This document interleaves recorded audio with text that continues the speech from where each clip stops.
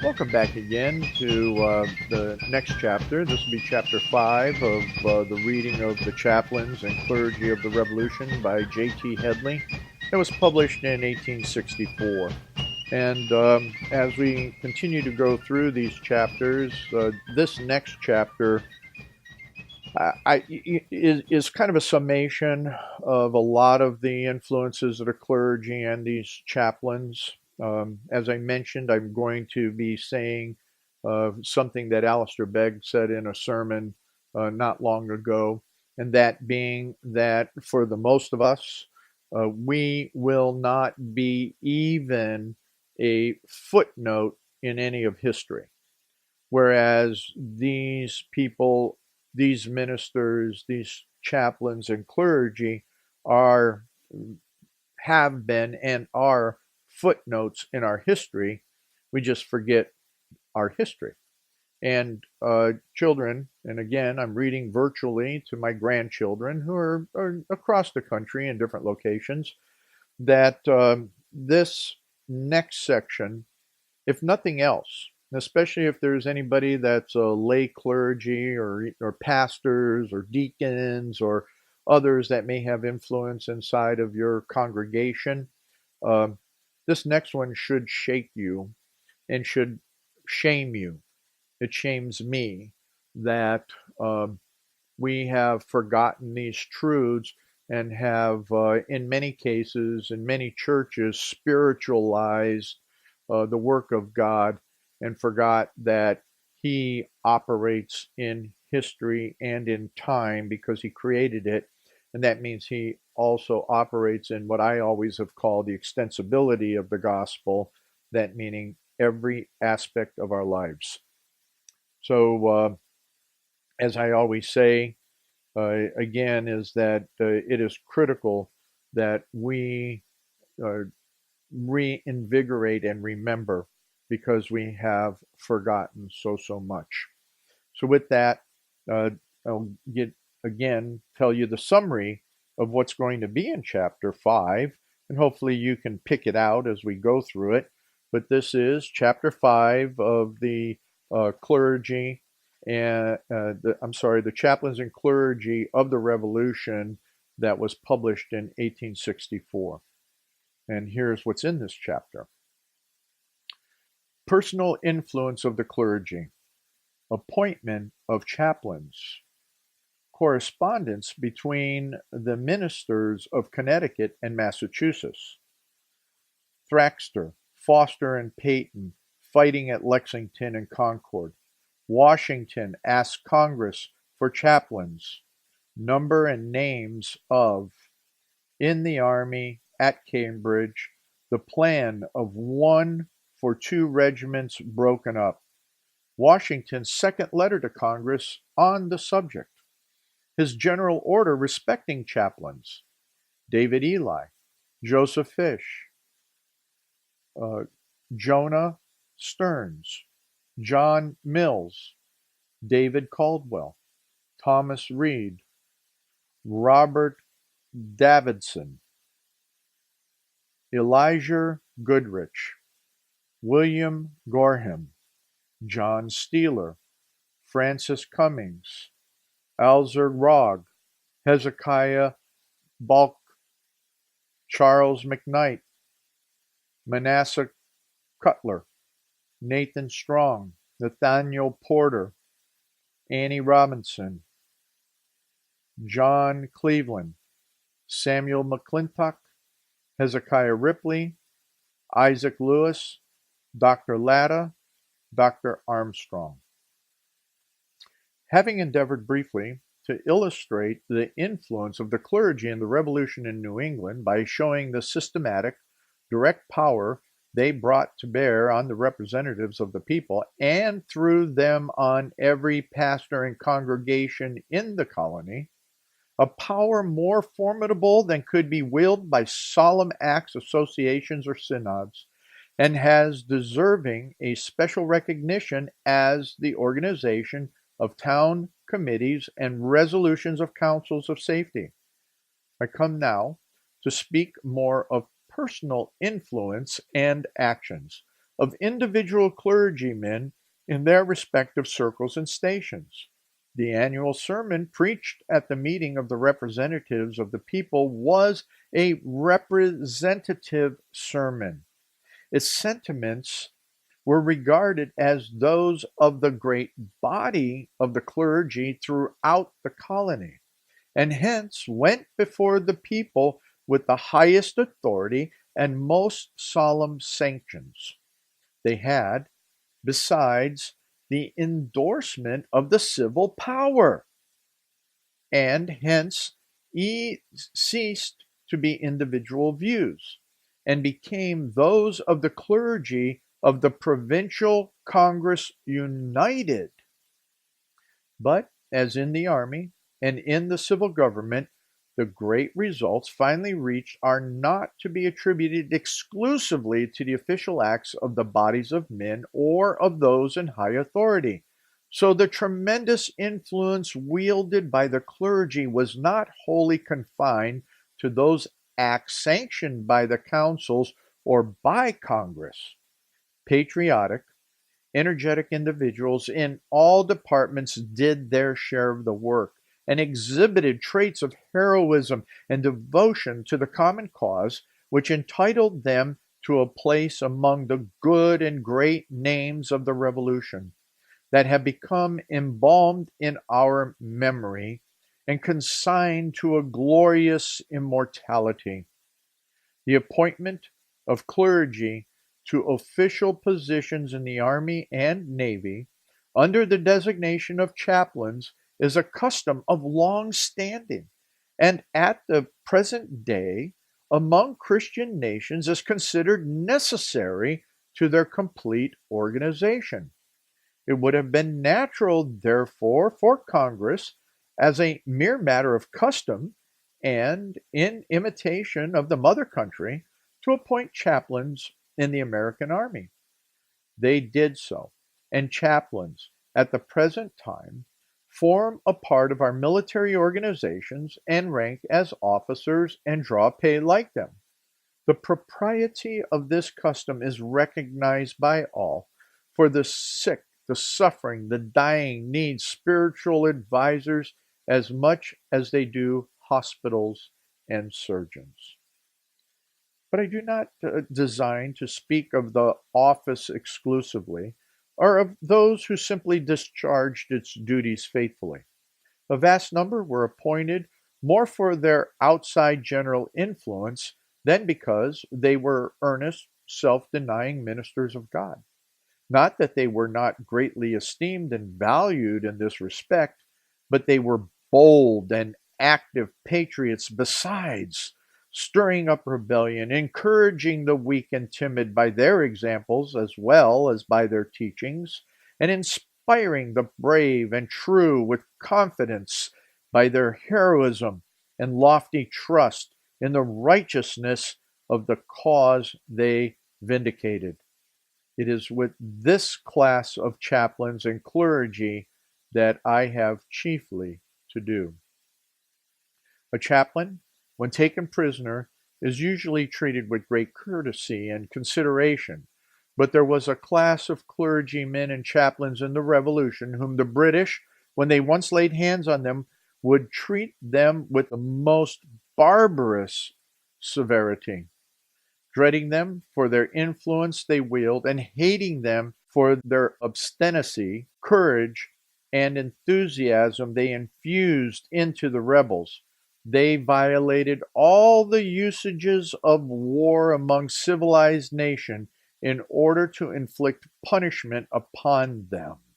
Suffering for their patriotism, as these clergy did, and expecting a halter if the colonies should fail in their effort to obtain freedom, they deserve to be remembered with honor and have their names go down to immortality, linked with what most important struggles in the world's history.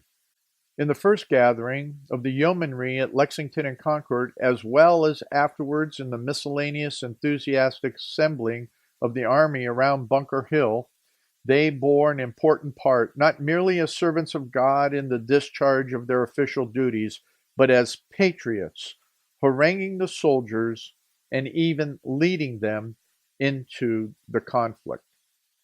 Excuse me as I stop again to explain to the children is that, and to you all, because you may not know, is that when they were talking about expecting a halter, that means that if the colonies would have lost, they would expect to have been executed by hanging. And as we go through and we look at uh, that these people are being remembered for this conflict, and haranguing means that it wasn't belittling them. Haranguing was a means by which it was a strong encouragement. It was a very strong and powerful speech or sermon or something that was just to continue to encourage everyone. So, with that, we'll continue to read on as to what chapter 5 has to say. The British were aware of the tremendous influence that the clergy wielded in the colonies and saw with alarm that it was thrown on the side of rebellion. Indeed, they were accused of being at the bottom of it. In 1774, the governor of Massachusetts refused a request of the Assembly to appoint a fast. Quote, "For," he said, "the request was only to give an opportunity for sedition to flow from the pulpit." End quote. And then quoting again, "The taking away of civil liberty," wrote the ministers of Connecticut to their brethren of Boston, "will involve the ruin of religious liberty also." Let me stop and reread that to you again because I mixed it up a little bit.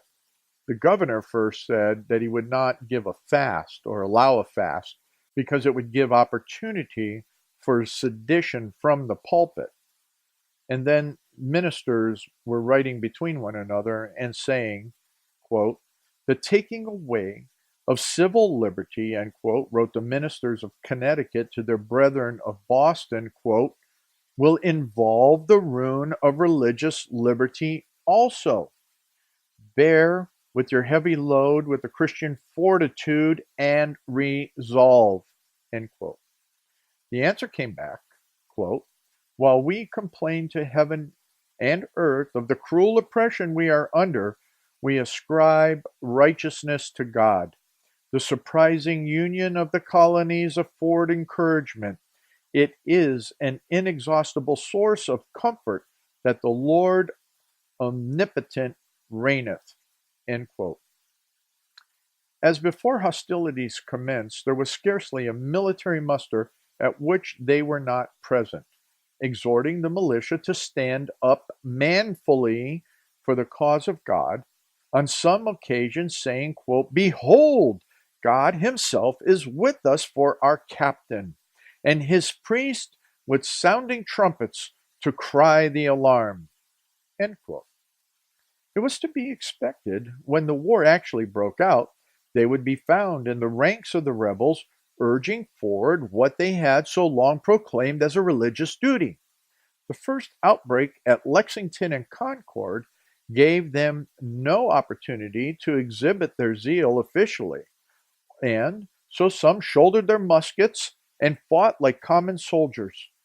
Among these were Thaxter of Westford and Foster, who showed that they could fight as well as pray.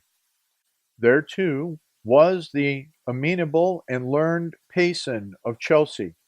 He was so adverse to bloodshed and all the horrors of war that he had left it in his duty to preach patience and even submission. His bolder and more resolute brethren near him took such an umbrage at this that they refused to let him preach in their pulpits. They wanted no conciliatory doctrines taught to their people. The brutal outrage at Lexington transformed his peaceful scholar and meek divine into the fiery, intrepid soldier, and seizing a musket, he put himself at the head of a party and led them forward to The attack, the gentle voice that had so long spoken only words of peace, suddenly rung like that of a prophet of old. A body of British soldiers advancing along the road, he poured into them such a destructive volley that the whole were slain or taken prisoner. He was a man of peace and conciliation. But the first citizen's blood that chrismed the green sward made a clean sweep of all his arguments and objections, and he entered with his whole soul into the struggle. At a later day, when Washington assumed command of the army at Cambridge, he found chaplains attached to the different regiments sent from the various colonies, some of them volunteers without pay, and others regularly appointed by the provincial Congress. As the organization of the army was perfected, measures were adopted for their provision by the General Congress, and their number and regiments to which they belonged formed a part of the regular army's returns of Washington. At first, they were not numerous, as of the government had taken no action on the subject, but its attention was soon called to it. On May 25th, 1775, we find a committee of the Provincial Congress of Massachusetts reporting, quote, whereas it has been represented to this Congress that several ministers of the religious assemblies within this colony have expressed their willingness to attend the army in the capacity of chaplain as they may be directed by the Congress. Therefore, resolved that it be and is hereby recommended to the ministers of the several religious assemblies within the colony that, with the leave of their congregations, they attend said army in their several towns to the number of 13 at one time, during the time that army shall be encamped, and that they may known their resolution to the Congress thereon, or to the Committee of Safety as soon as they may be. End quote. Washington, who was in the French and Indian War, had more than once requested the governor of Virginia to allow him a chaplain for his regiment, saw with the deepest gratification this early determination of the New England colonies to supply their regiments with regular chaplains, and encouraged it in every way he could. On August 15th, 1775, he reported 15 chaplains who performed services for 23 regiments, while 29 were without any. In September, there were 20 regiments supplied and 20 vacancies. On October 17th, there were 22 against 19. November 18th, 21 against 18. December 13th, 19 to 22. January 9th, 1776, 9 to 18. I'm going to stop here with the footnote that was written here on that 1776. And the footnote reads, the warrants varied somewhat in the different colonies, but the following form the adopted in Connecticut will answer all as a sample of all of them. So this is what was given to, or the call up for the ministers into the regiments. Quote of this example from Connecticut. 2. Reverend blank, ready for a name. Greeting. Reposing special trust and confidence in your piety, ability, fidelity, and good conduct, I do hereby appoint you, the said person's name, a chaplain of the number regiment, and do hereby authorize and empower you to exercise the several acts and duties of your office and station as chaplain of said regiment, which you are faithfully to perform in a due and religious discharge, therefore according to the important trust reposed in you, for which this is your warrant, given under my hand and seal at arms in the colony aforesaid, this day of AD 1776. Now, I continue to read after we finish that footnote. On the last of December 1775, Washington wrote to the Continental Congress as follows, quote, I have long had it in my mind to mention it to Congress, that frequent applications have been made to me respecting the chaplain's pay, which is too small to encouragement of abilities. Some of them who have left their flocks are obliged to pay the parson acting for them more than they receive. I need not point out the great utility of gentlemen, whose lives and conversations are unexceptional, being employed in that service in this army. There are two ways of making it worthy the attention of such. One is an advancement of their pay, the other that one chaplain be appointed to 2 regiments. This last, I think, can be done without inconvenience. I beg leave to recommend this matter to Congress, whose sentiments hereon I shall impatiently expect. End quote. At first, the names of the chaplains were inserted in the Army returns. Thus, on the 8th of January, 1776, we find the following returns. And what I'm going to do now is read to you what he means by the returns is a list of assignment, if you will. So in the book itself, you'll see this as a more of a table.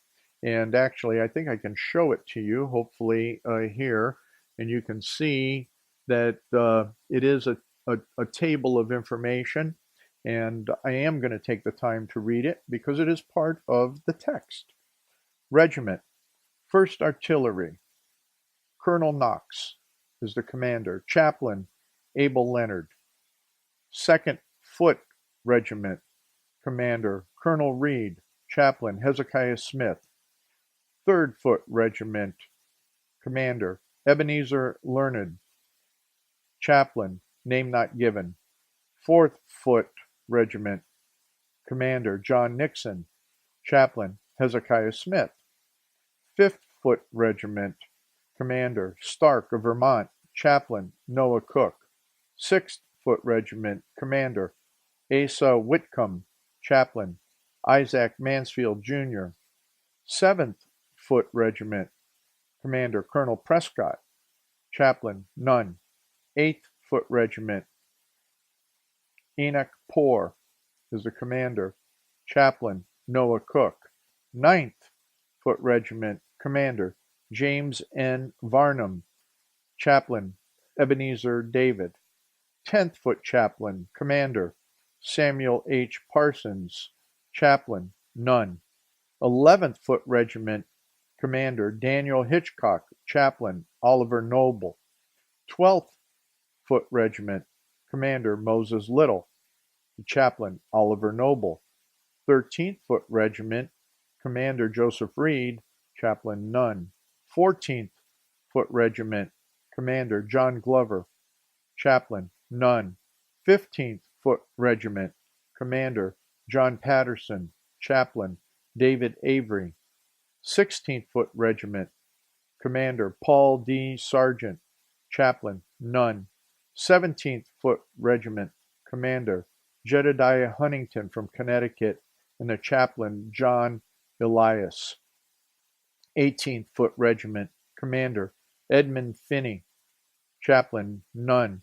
19th Foot Regiment, commander, Charles Webb. The chaplain, none. 20th Foot Regiment, Colonel Arnold. Chaplain, Abel Leonard. 21st Foot Regiment, Jonathan Ward as commander. Chaplain, none. 22nd Foot Regiment, commander, Samuel Willis. The chaplain, John Elias. 23rd Foot Regiment, commander, John Bailey. The chaplain, none. 24th Foot Regiment, commander, John Grader. The chaplain, none. 25th Foot Regiment, commander, William Bond. Chaplain, Ebenezer David. 26th Foot Regiment, commander, Lomi Baldwin, chaplain, none. 27th Foot Regiment, commander, Israel Hutchinson, the chaplain, Isaac Mansfield. There are only 9 chaplains to 27 regiments. After this, as before stated, the names were left out in the Army returns, and the number and the regiments to which each was attached alone given. When the Army took up its march for New York, this arrangement was very much broken up. Many clergymen had left their parishes only temporarily, and now rejoined them, while some, unable to be so far from their families, surrendered their positions to others. Besides the absence of Arnold's regiment in Canada and the separation of the army, a part being left under Artemas Ward to protect Boston had rendered the plan by which one chaplain was to serve for 2 regiments no longer practicable. Washington, depreciating this state of things, wrote Congress from New York on the 1st of July, 1776, respecting it. He said, and quote, I would also beg leave to mention to Congress the necessity there is of some new regulation being entered into respecting the chaplains of the Army. They will remember that applications were made to increase their pay, which was conceived too low for their support, and that it was proposed, if it could not be done for the whole, that the number should be lessened and one be appointed to 2 regiments with the additional allowance. This latter expedient was adopted, and while the army continued altogether at one encampment, answered well, or at least did not produce many inconveniences, but the army being now differently circumstanced from what it then was, part here, part in Boston, and a third part detached to Canada, has introduced much confusion and disorder in this instance. Nor do I know how it is possible to remedy the evil but by affixing one to each regiment, with salaries competent to their support. No shifting, no changing from one to the other can answer the purpose, and in many cases it could not be done, although the regiments could consist, as when detachments are composed of unequal numbers, or order from different posts. Many more inconveniences might be pointed out, but these, it is presumed, will sufficiently show the defect of the present establishment and the propriety of an alteration. What that alteration shall be, Congress will please to determine. End quote. The difficulties surrounding him, the gathering of the hostile forces on every side, and the momentous interests at stake in the great battle he knew to be close at hand, could not divert his mind from the importance of having a full supply of chaplains in the army, as neither in the wilds of the Alleghanies, surrounded by hostile Indians, so neither here, at the head of a great army, did he forget to urge on those in authority to provide him with God-fearing men, fearless in combat, unshaken where others trembled and were dismayed, and taking without hesitation the fate of the nation of his great heart, he yet turned ever to the arm and protection of God, of him without whose favor human exertion is in vain. Just a stop there. He uses this to show, and this is what Washington was talking about, that he always turned to God. Congress immediately adopted his views, and Washington, having received a dispatch to that effect, 8 days after issued the following general order. So here's that general order in that list of all of the areas to be covered in here. Here we go. New York, July 9th, 1776.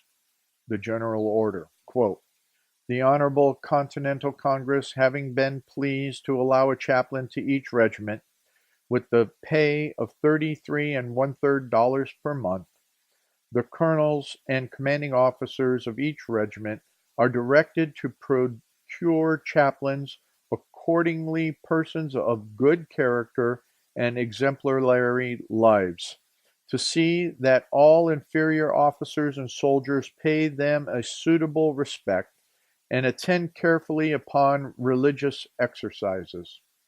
The blessings and protection of heaven are at all times necessary, but especially is it in times of public distress and danger. The general hopes and trusts that every officer and man will endeavor so to live and act as becomes a Christian soldier, defending the dearest rights and liberties of his country. End of that discharge. Before his plans, however, for putting the chaplains on a proper footing could be wholly carried out, the disastrous battle of Long Island and the fall of New York almost broke up his imposing army. The capture of Fort Washington and the flight of the disheartened fugitive band through New Jersey completed its demoralization and compelled him to defer further actions till he could once more reorganize his forces. Of course, it is impossible and would not be desirable, if possible, to give a detailed biography of each chaplain who served in the army. Many served only for a short time. Others performed simply the prescribed routines of duties faithfully, and narrated of their actions would be only a recital of their religious services before their respective regiments. Doubtless there are many personal anecdotes and touching incidents connected with these, which would possess deep interest if they had been preserved, but they perished with their authors or their immediate descendants and have passed away, never to be recalled. I have to stop here again. This goes to what Alistair Begg had said in that sermon, is that for the most of us, we will not even be a footnote in history. And a lot of it is, as I mentioned before, is that we forget, others forget, and therefore everything passes away, never to be recalled. But this is here for us to recall. This is here to challenge us to these truths. So as I continue, they, therefore, can only be alluded to, while from the multitude of others better known, I shall select those specially distinguished for their patriotism and who stand in history as representative men. It is necessary only to mention a few of the names of these clergymen to show what strong minds and clear heads stood by and sustained the cause of the colonies and furnished abundant proof of the debt of gratitude the country owes them. There was Dr. David Ely of Huntington, Connecticut, who, though surrounded by Tories, preached rebellion so warmly and effectually that the latter declared that, when the rebellion was put down, they would hang him on an oak that stood near his own church. Joseph Fish of Duxbury, Massachusetts, although 76 years of age, when invited to address the people assembled at the call of Washington for immediate volunteers, said, after a stirring harangue, quote, "Were it not that my nerves are unstrung and my limbs enfeebled with age, on such a call as you have, I think I should willingly quit the desk, put off my priestly garments, buckle on the harness, and, with trumpet in hand, hasten to battle, end quote. Jonah Stearns of New Hampshire not only preached rebellion, but sacrificed most of his worldly wealth to sustain it. And when returning from a state convention at Exeter, called to decide on the course of action, and to which he was a member, said to his boys assembled to hear his report, after answering their eager questions, quote, "If the cause succeeds, it will be a great blessing to our country. But if it should fail, your old father's head will soon be a button for a halter." End quote. And then he sent them into the army, bidding them strike manfully for freedom. John Mills of Delaware, though of a nervous, timid temperament, in the cause of liberty knew no fear, and only a few days before the Declaration of Independence preached to his people from 1 Kings 12:16, the language used by the revolting tribes in the time of Rehoboam. Quote, "What portion have we in David? Neither have we an inheritance in the son of Jesse. To your tents, O Israel," end quote, telling them in impassioned eloquence that they were like the revolting tribes whom the king refused to hear, though their, quote, "cause," end quote, was, quote, "the Lord's," end quote, and that the time had come to throw off their allegiances to King George and be free forever. Dr. David Caldwell of Pennsylvania had his house plundered, his library and furniture burned, while he was hunted like a common felon over the country on account of his devotion to the cause of liberty. Thomas Reed is a doctor of divinity of the same state in 1776, shouldered his musket, and with 40 or 50 others marched to Philadelphia to aid in defending it against Howe, and the next year saved Washington from being overwhelmed at Elk Ferry by his knowledge of the country. Dr. Robert Davidson of Maryland addressed at different places the assembled troops from 1 Chronicles, verse 22. Quote, "For there fell down many slain, because the war was of God," end quote, creating the most intense enthusiasm among officers and men.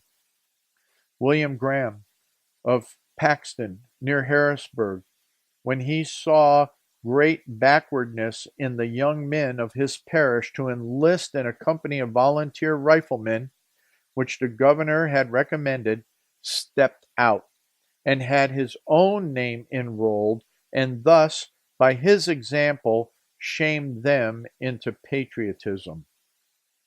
The name of learned Elizur Goodrich was in every patriot's mouth in Connecticut.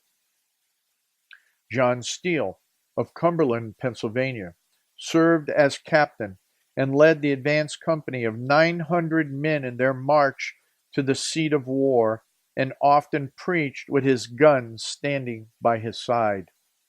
Francis Cummings was present at all the Mecklenburg meetings, and afterwards fought in several battles, and though 80 years of age, when South Carolina threatened nullification, said, with the fire of 76 burning in his aged eye, to a brother clergyman who, in a moment of excitement, declared he was ready to draw his sword against the general government, quote, "If you dare do so, I will draw my sword again and cut you through," end quote.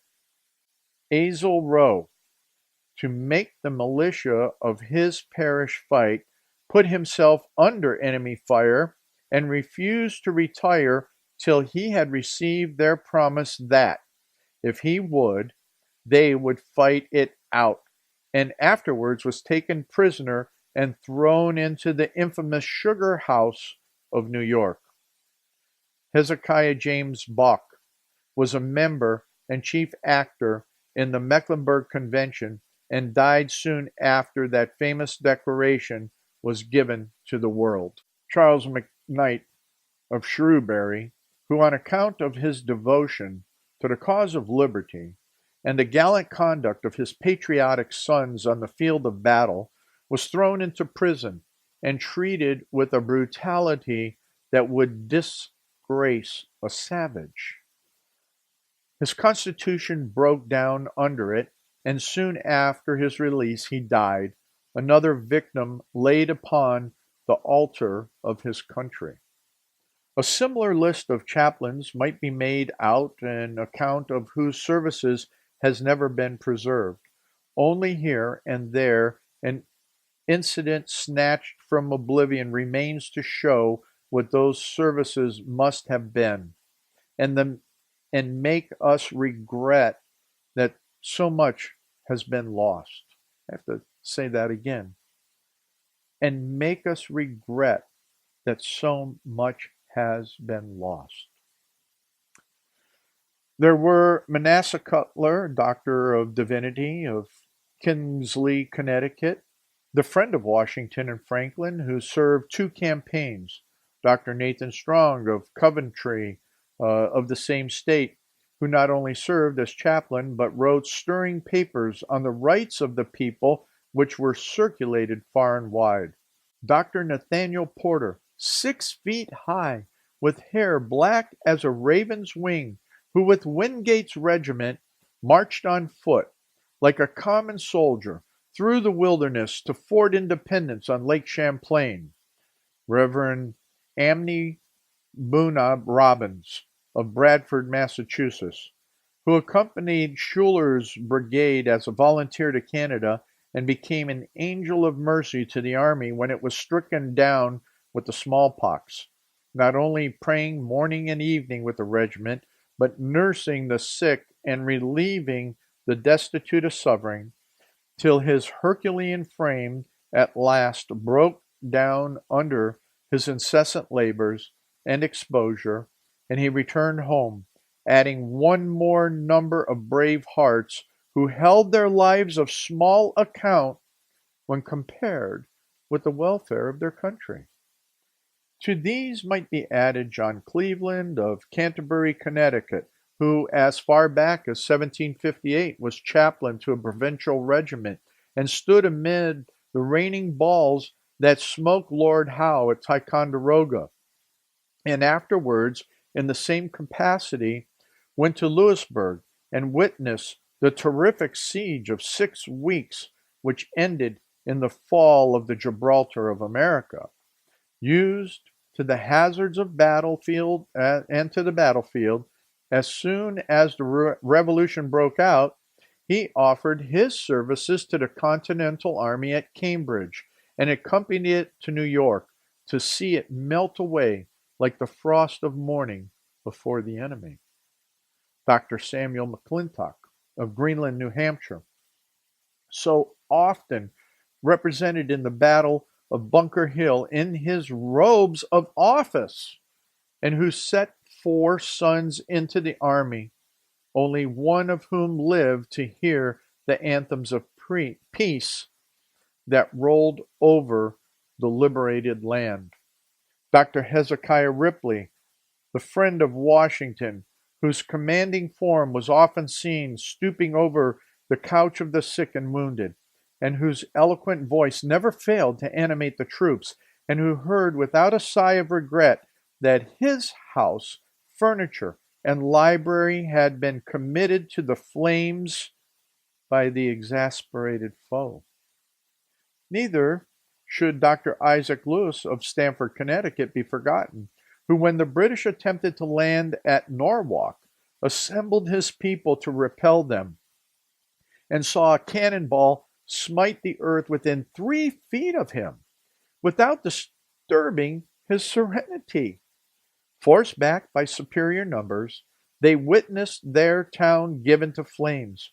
Only one house too remote to be attracted the attention of the invaders, was left standing, and into this the pastor gathered his people and preached to them from Isaiah, saying, quote, "Our holy and beautiful house, where our fathers praised thee, is burned with fire, and all our pleasant things are laid waste. Wilt thou refrain thyself for these things, O Lord? Wilt thou hold thy peace and afflict us very sore?" End quote. Chaplain to the regiment of Colonel Philip P. Brady at Bergen, he, after 7 months of arduous labor, was seized with the camp fever and brought so low that his life was despaired of. The good old patriot, however, lived to see the country for which he had prayed and toiled and suffered free and happy. The brave Dr. Latta of Lancaster County, Pennsylvania, not only served as chaplain, but on one occasion, when an unusual number of his parishioners were drafted into the army, in order to encourage them, shouldered his knapsack and accompanied them as a common soldier on their campaign. Dr. Armstrong of Maryland served first in the ranks as a volunteer, and afterwards, when licensed to preach, became chaplain and continued with the army till the overthrow of the British at Yorktown. John Martin, after praying with his soldiers at Bunker Hill, seized a musket and fought gallantly to the close of the battle. A day or two after he preached to the remnants of his shattered regiment from Nehemiah 4:14, quote, "And I said unto the nobles and to the rulers and to the rest of the people, Be ye not afraid of them." End quote. Nathaniel Bartlett of Reading, chaplain a while to Putman, was accustomed to make his parochial visits with a musket on his shoulder to protect himself from the Tories who had sworn to hang him, and kept his garret full of gunpowder for the use of his parishioners in case of an attack. All these, and 100 other great good men, by their example and eloquence, fed the fires of liberty and sustained the courage of the people. Men of learning and culture, they were looked up for their advice and counsel, whose praise was not only in all the churches, but throughout the land, for their integrity, ability, and patriotism. These formed a host of devoted laborers in the common cause. But more than this, their prayers arose incessantly from camp and field, that God would defend the right and save his people. These last are counted as nothing by historians, but we may rest assured that they did more than resolutions of Congress and acts of committees of safety towards achieving our liberties. One may consider it beneath the dignity of history to put them among the causes that led ultimately to our success. But when that history comes to be read in the light of eternity, the enthusiasm of volunteers and the steady courage of the disciplined battalions will sink into insignificance beside the devout prayers and faith of these men. The end of chapter 5. Just in summation, you really do want to get the book and go to the link at the bottom of the that's in the notes here on YouTube. And what you really want to do is go read chapter 5 and all those people. You see, I don't know what happened. Well, I do know what happened. I know that at this period of time in 1864, as he indicated in the preface, there were very troubled times with the Civil War. And we saw at this time also that this was when the social gospel started creeping in. And we saw then in the later part of the 1800s and the first part of the 1900s that the perversion and different lackadaisical ideas of what the gospel is all about and the extensibility of the gospel into everything that uh, there may be some men like this that served during the Civil War, but that tearing apart and that whole idea of what happened to our theology, which was a Reformation theology that these men clearly understood. We don't have those today except for very, very few that are willing to stand up against tyranny and despotism to the extent that uh, this year, 2018, in the Macy's Day Thanksgiving parade, they flagrantly allowed immorality to show its face by two young lesbian teenagers kissing right in front of Macy's on center stage. We have very few pastors that stand up against a perversion, and everything that came out of our revolution was that we were to be a moral and virtuous people. And that only comes from the church and pastors willing to fight and lay down their lives for our liberty here in this nation. But I'll just leave it at that. Too many capitulate.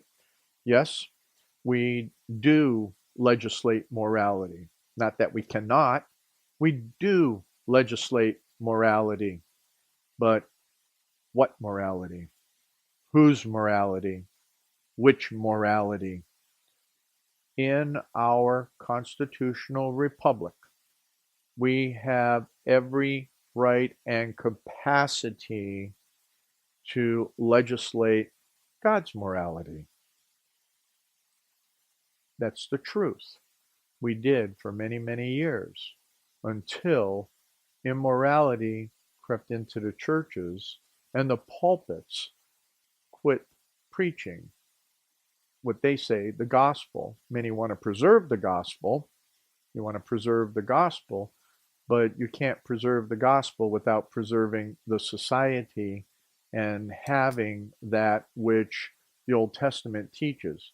When your leaders are perverted and evil, when your scribes and your Sadducees and Pharisees are perverted and evil, then you end up with a perverted and evil society.